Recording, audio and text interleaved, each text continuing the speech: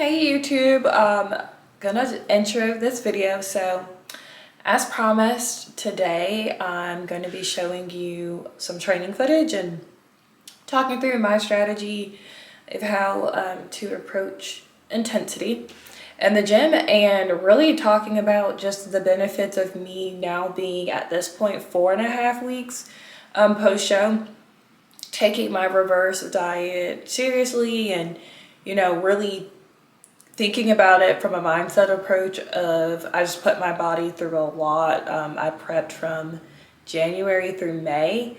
So just being very mindful about foods I'm introducing, my approach to taking my untracked meal now that I have one, and how I was able to get one so soon, just 2 weeks post show, because of my adherence to my macros. So because of that, I've kept a leaner body composition.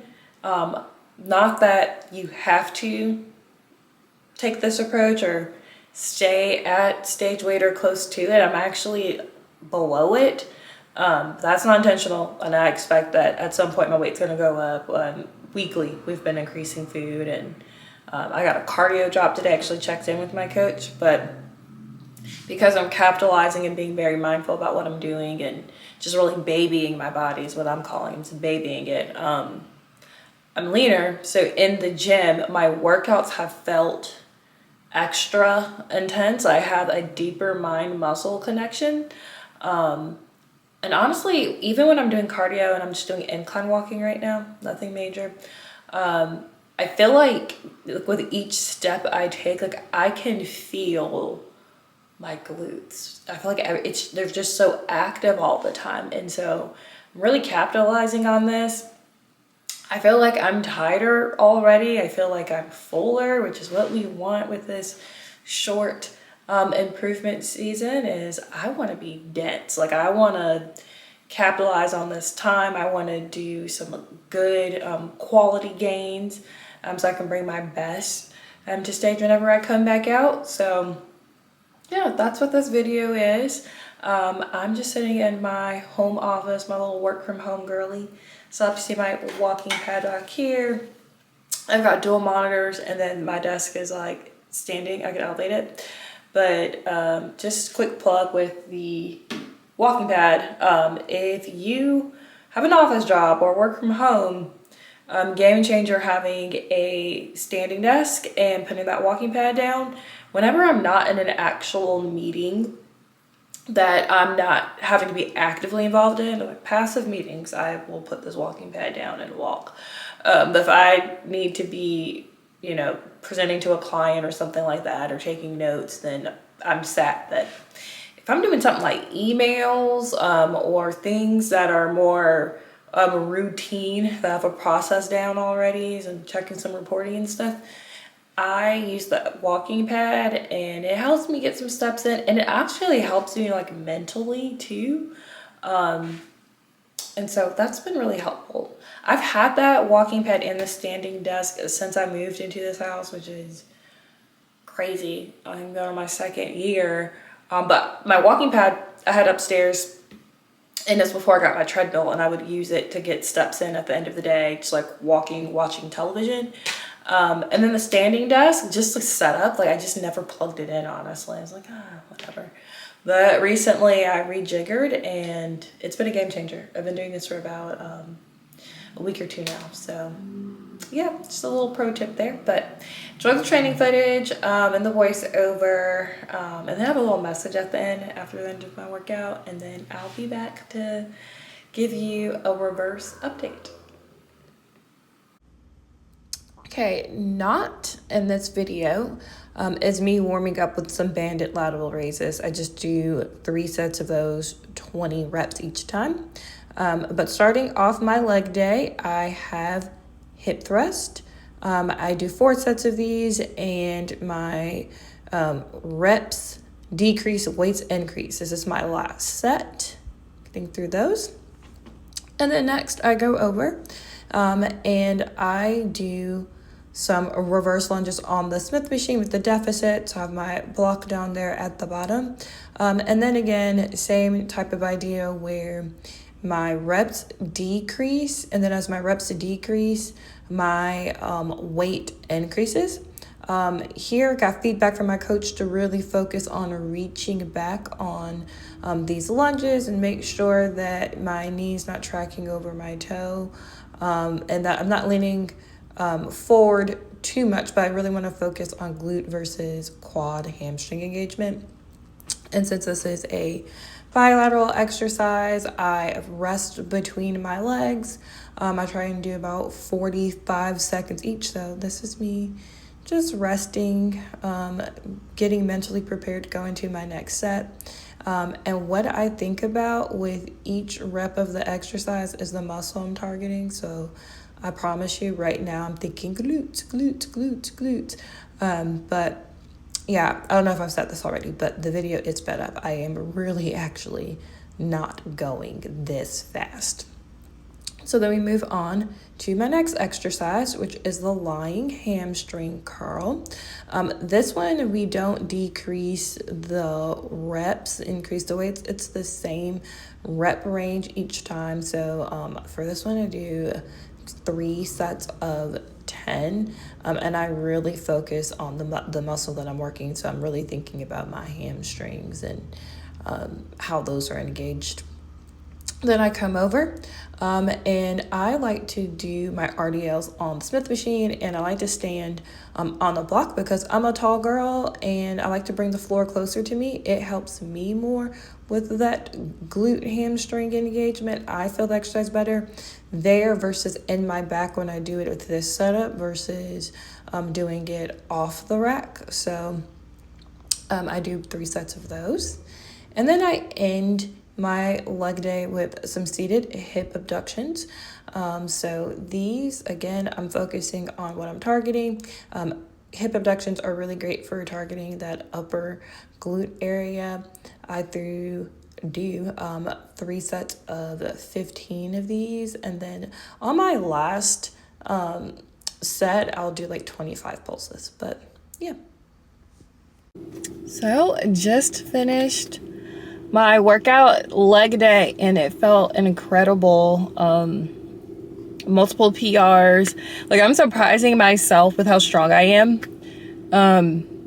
One takeaway message from this workout, if I had like one to give, is I feel like sometimes you're like almost scared of how much strength you have. So for example, I was doing hip thrusts.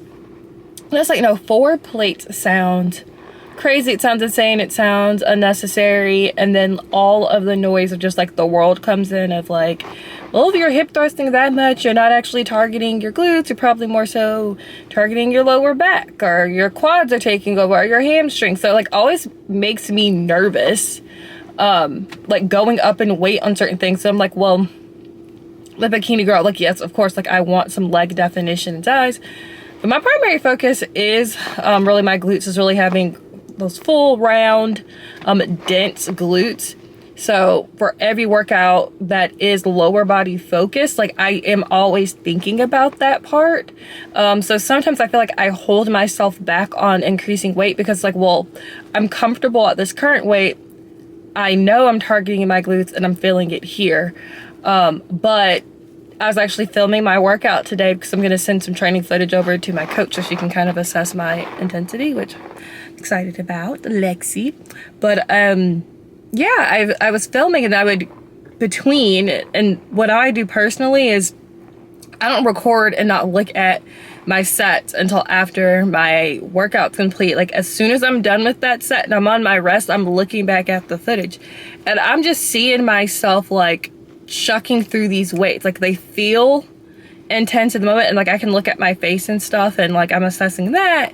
But then I also can see it's like, well, I still had some in the tank. So one personal cue I do is if I feel like I could do an additional 2 reps of that exercise, then I want to add something on there. And I felt that a few times today. And so that is my takeaway message. If anything, you're working through your sets, even if you're not training for competitions, lifestyle, whatever, don't be afraid of how strong you are. And if you feel like you're at the end of your set, you could easily do 2, 5, 6, 10 more reps. Just try. And if you try and the wrong muscle group's taking over, or it doesn't feel good, or form is bad, then you can always go back down. So yeah, that's my TED Talk. Okay, I am back, and before I do my reverse diet update, I've got a package from PEscience of re-up on some things, plus a new item I'm excited to try. First things first. Whoop. Lord, let's see if I can get this together. New product is true glutamine. I've always heard about the benefits of glutamine when it comes to GI health, and I'm a girl that just stays with some slow digestion. So apparently glutamine has benefits of coating your gastrointestinal lining, and which makes things pass through easier. So gonna start implementing this daily and mixing it with my morning drink, which is aloe vera juice, water, and then I do the burn supplement by Raw Nutrition. So excited to add this to the repertoire. And then I got a re-up on my creatine. It is wedged into this box. Hold on. Yeah. Also from PEscience, true creatine. Creatine has so many benefits. It's one of the most evidence-based supplements on the market when it comes to muscle recovery. So also brain health. So some of everything. So new creatine. And then what I like about PEscience is you always get samples with your order. So let's see what we got here. I've had this one before, the cookies and cream protein packs. These are really helpful for travel, to just have these little packs available. So that's what I saved them for. So when I'm on the go, like a road trip or flights, things like that.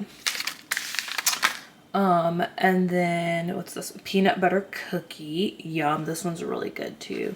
And what I've done with this one is, if I'm like wanting like PB&J vibes, is I'll put this in my oatmeal and then put like strawberries or strawberry preserves in it. Slaps. Another protein. Oh, nope. This is the high volume. It's the non-stem pre-workout. So also good to have for travel. I will pack these if I have to work out on the road, or if I'm like on vacation or something. And then prolific. So this is the stem. So there's caffeine in this pre-workout. But yes, my goodies. And then this little wristband. So yeah, we'll get into reverse diet update. Okay, we're back for the reverse diet update. So like I mentioned earlier, I'm about 4.5 weeks post show, post my last show. Updates kind of like body stat wise, I'm floating at either just slightly above or below stage weight consistently. My macros right now, each week they're getting increased. I checked in with my coach today, and I got a 20 carb bump, and I got 5 more grams of fat. I have an untracked meal, and my cardio got decreased. I was doing 5 30-minute sessions of kind of moderate intensity. Now that is down to 4. I guess I can kind of break it down how I want. It's 120 minutes total for the week. I'm thinking maybe I'll do like 4 30-minute sessions weekly, or yeah, something like that, or 5 20-minute maybe sessions per week, and it's less, so that's low intensity steady state cardio. So for that, I'll continue to do the treadmill and climb, but have my heart rate be even lower, just kind of like more so break a sweat and get some activity going, versus trying to keep my heart rate more elevated. So exciting. I think it's always wonderful when you can have more food and less cardio. I do like to keep some type of cardio in though, just because I like to start my day that way. And cardio does help me with my digestion. And as I mentioned earlier, I am on a quest to figure this out. I would say maybe like high school and younger, I was a very regular person. Like to the hour, I knew exactly when I was going to go, and it's consistent every single day. But then after I went to college, it's just has never been the same again. So fingers crossed, man. I have a few things that I'm trying to get me back to that good regularity. But my digestion has been much better this week. I added back in my sauerkraut. I'd taken that out when I was closer to show, just veggies in general. But now, with me adding back in more vegetables, more fiber sources, my coach and I were talking about my digestion and more fermented food, so I started adding my sauerkraut back in, and I have noticed a difference. So, yay! So that's that. You saw my training, and that was a leg day. Normally I train legs on Mondays, but I had to do some rejiggering with my schedule just because this weekend I'm going to be going down to South Carolina and I'm babysitting my sweet nephew. So I worked out my schedule so that I do not have lifts on Saturday and Sunday this week. So I just messed around, and because I didn't want to go too many days in a row. I don't like to lift more than 4 days in a row without a full off day. So I did 3 and 3. So now with me doing that, I will work out tomorrow morning before I get on the road. I'll Saturday and Sunday off. Sunday's Father's Day, and for me, I could have, once I got back in town on Sunday, worked out, but I wanted to have all my lifts done and then get back on my regular schedule so I could be more mentally present. I didn't want to be thinking while I'm hanging out with my family, like, I got to get back and get my workout. It would have just been something that was in my brain. And then things like meal timing is like, okay, a pre-workout meal, post-workout meal, or saving some carbs before and after. This way, with how I've set things up, I've made things as low stress for me as possible. So that's something I would recommend, even if you're not a bodybuilder, lifestyle, just in general, just planning so that you can have the most enjoyable experience ever. You know yourself the best, and I know me, that I would have been thinking about that, and I would not have been able to be fully present thinking about the things that I have left to do. So I'm taking care of what I need to on the front end so I can fully enjoy my family this weekend. But anyways, so Sunday I trained legs. Normally I do that on Mondays, and Sundays is a rest day.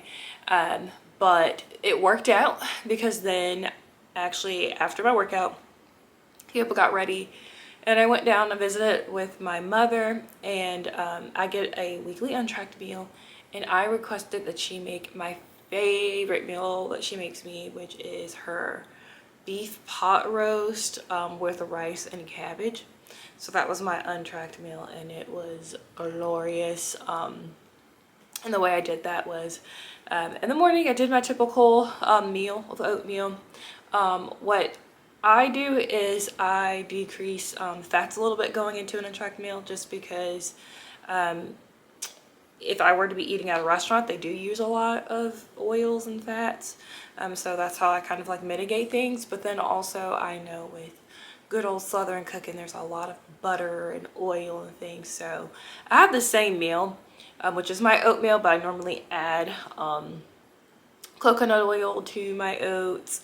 I didn't do that. Instead, I just had my oats with my blueberries and my cinnamon and stevia. I did keep my whole egg in there. And then my post-workout meal, I kept the same, but normally I would have an egg with that, but instead I just stuck to my egg white, sweet potatoes, and then I did remix and add like a little bit of ground beef in there, so lean ground beef. So then going into my meal 3, which was my untracked meal, I was satiated. I'd eaten throughout the day. I'd save some fats for that meal just because, again, I know good old Southern cooking, lots of butter. And my mom cooks, and if you know, she cooks the cabbage in a pot that she has fried fat back in. So I knew I was getting all the fats.